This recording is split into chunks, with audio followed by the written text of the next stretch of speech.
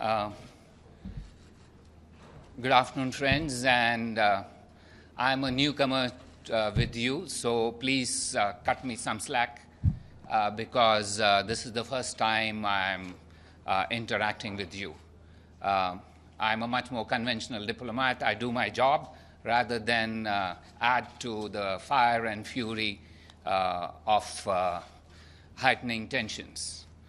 So I just came here because for the first time, after the end of the Security Council closed consultations, we noted that two states who made national statements tried to pass them off as the will of the international community.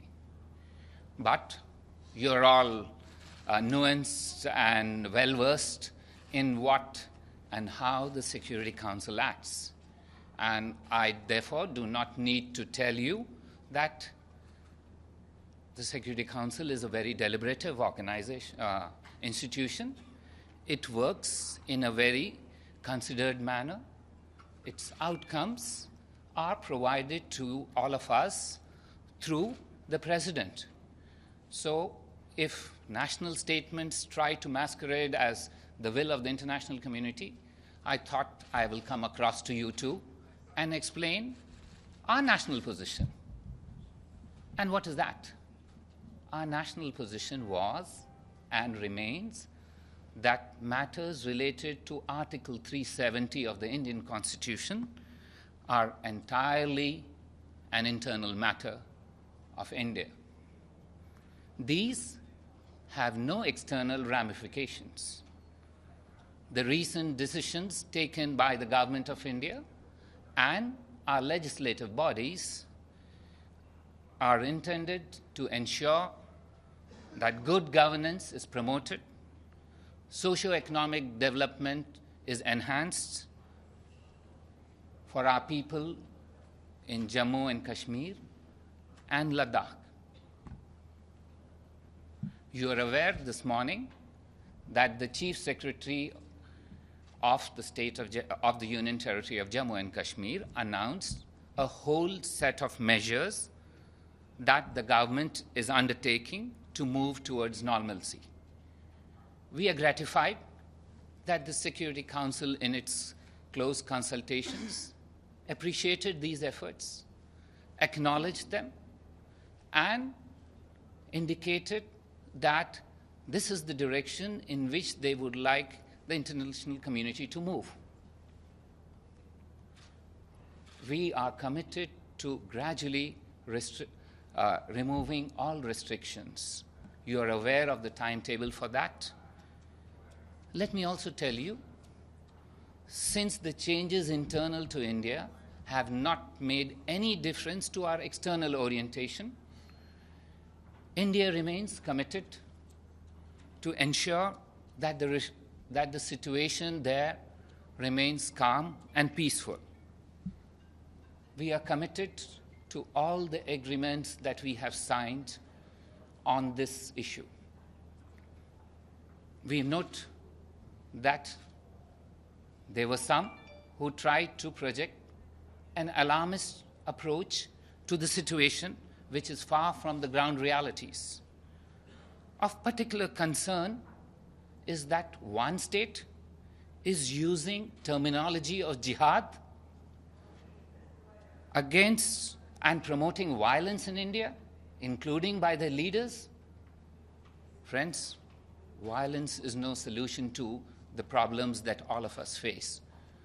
We are committed to and inconsistent with our previous position that all issues between India and Pakistan, as well as India and any other country, will be resolved bilaterally, peacefully, and in a manner that behoves normal interstate relations between countries. We are saddened that terrorism is being fueled, language and incendiary talk of jihad is being mentioned by people who should know better. All of you are understanding of the situation here. I do not need to tell you what was the outcome of the close consultations. You will yourself know about it. We stand ready to continue our efforts towards peaceful resolution of all issues in an atmosphere free of terror and violence. And I'm ready, if any of you are willing to ask any questions, I will take. I understand there are many of you. This is my first time, so I said, please cut me slack. And yes, I will. Don't worry. I will. Please, I'll start with you. And just relax. I will start with you, and I will answer 5 questions, which is 5 times more than both my predecessors who came here answered. Let's start you, since you are so excited. No, I'm not excited. The only thing is the history is excited. There has been resolution on that disputed territory of Kashmir. And Article 370, fine. That could be an internal matter of you. Thank you for accepting that. No. Thank you for accepting that. That All would right, be an sir. matter. All right. Thank you.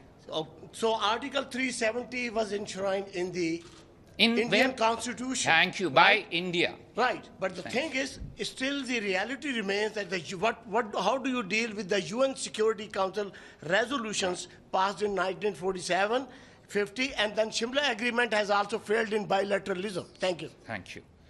I understand your point. Your point is, how do we address this issue? The history is well known. I don't need to go back. Let us look at the last agreement that India and Pakistan signed. And that goes back to 1972.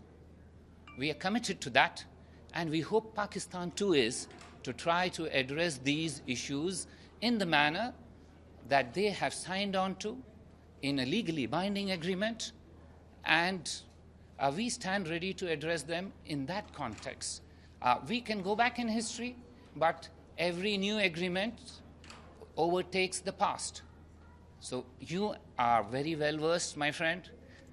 Please appreciate that I started by saying we are committed to that agreement, and we hope Pakistan too is. Because if that is so, its action don't seem to be working out with what is in that agreement. Thank you. Yes, sir, I'll answer you, please. I will answer all my friends from the South Asian continent. Number 2. Okay, Ambassador, the fact remains, while you have said all these things, that you're willing to talk and you're ready to talk, but what has happened? The fact remains, India has steadfastly refused to have any meeting with Pakistan for one reason or another. It has been almost time immemorial. When are you going to sit down with Pakistan and have a meeting? Because, you know, and that's the reality. Thank you. Without Can the I meeting, answer? Yes, sir. Can Okay. I answer the question? Let's be specific about questions. If your question is whether India and Pakistan have talked, let me tell you, I have been a member of many delegations to Islamabad. You're aware of that. I myself served as an Indian diplomat in Islamabad. So please understand, there are normal diplomatic ways of dealing with countries when countries deal with each other. That's the way to do it.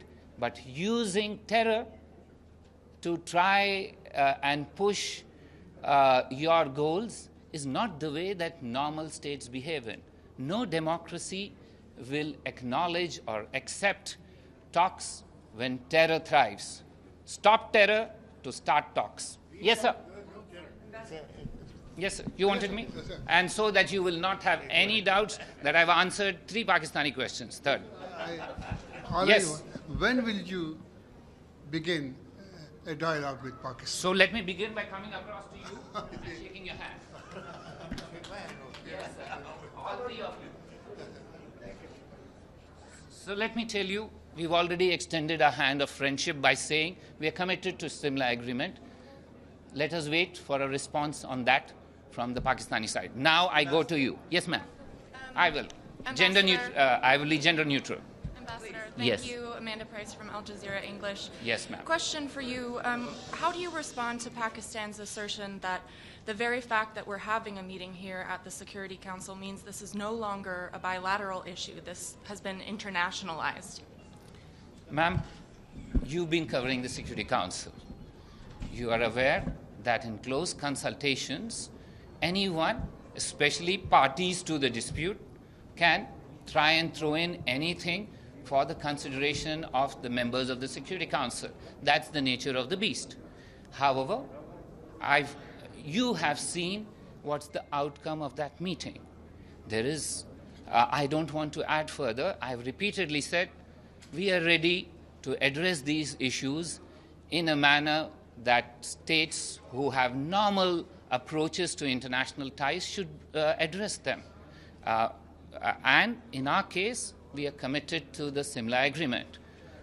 It's now for Pakistan to make that commitment to stop terror, to start talks. Yes, ma'am. Anyone else? Ladies, yes. Yoshita. Thank you, Ambassador. After 4 questions, so that nobody thinks that I am being biased towards you. Yes, ma'am. Just before the meeting, Russia said that it favors a bilateral track between India and Pakistan on Kashmir. That's again a viewpoint of many other countries here at the UN. So again, in a way that Pakistan said that it's internationalizing the issue, but with other countries not in favor of that, how do you see this, given the fact that other countries are saying it's a bilateral issue? Here? I do not, like my predecessors, take on the responsibility of speaking for the Council. The Council has spoken. It's pretty clear. All of you are aware of what outcomes are there. I will not comment on it. Let me tell you, India's commitment to address these issues on the bilateral track has very broad acceptance globally. Anyone else? Yes, just one minute. Thank yes. you, Ambassador. Yes. You always had a complaint that I never spoke with you. Yes. I'm ready now. Yeah. And this is the 5th, but I will give you 1/6. Mr. Ambassador, you spoke about normalization and removing the restrictions in Kashmir. So are you here admitting that there is something wrong that happened? 1 second. One question at a time. I never answer more than one. How India is going to address the will of the Kashmiri people? True. Thank you. So let me tell you, there is something called prevention is better than cure. The measures that we took were preventive in nature. They were designed to stop terrorists from bleeding our people. You've noticed that in the 10 days that have passed, there are no casualties. There are no fatalities. That's because every effort was made to work to ensure that our people in Jammu and Kashmir are not adversely affected in terms of their lives. Yes, there's always a difficulty that sometimes these will lead to restrictions. We acknowledge that. We are an open society. We acknowledge that. But it's a balance of choice that the administrators on the ground should make, not journalists here or diplomats here. Please allow them the space and time to address these issues. They have controlled the situation. You have seen there's not one fatality. In similar situations in large parts of the world, including previously in Jammu and Kashmir, there have been large fatalities if such an issue arises. So please give us some time. We are addressing it in a democratic manner, in a manner that we are committed to address difficulties that our people in Jammu and Kashmir are facing. So last question, ma'am. You talked about Pakistan promoting extremist elements in the region. What do you have to say about the international organization accusing Indian troops and soldiers committing human rights violation in Indian-administrated Kashmir? I don't know what you're talking of. International organization, the UN didn't say anything. I don't go by... well, madam, yes, let's go one by one. Let's go. Please, please, I will answer. Right. There is nobody which is intergovernmental in nature which has accused India of anything that you're saying. Anything. Please, let me explain. Let me explain. You've asked your question. Please cut me that slack. Give me that slack. I'm new to this game. Please understand that. So, no intergovernmental organization in the world has ever said anything about Indian democracy, India's commitment to human rights. We are the country who started issues of apartheid at the UN. None of you who are talking about this were even worried about that. Don't forget, India was the country which changed the charter of the Human Rights Declaration from... Please, please, please, it's fair. You had your chance. Allow me to speak. We are not in a debate. We are in a question and answer modality. So we are the country which changed the word all men are born equal in the Human Rights Charter to all humans are born equal, signifying men and women are equal.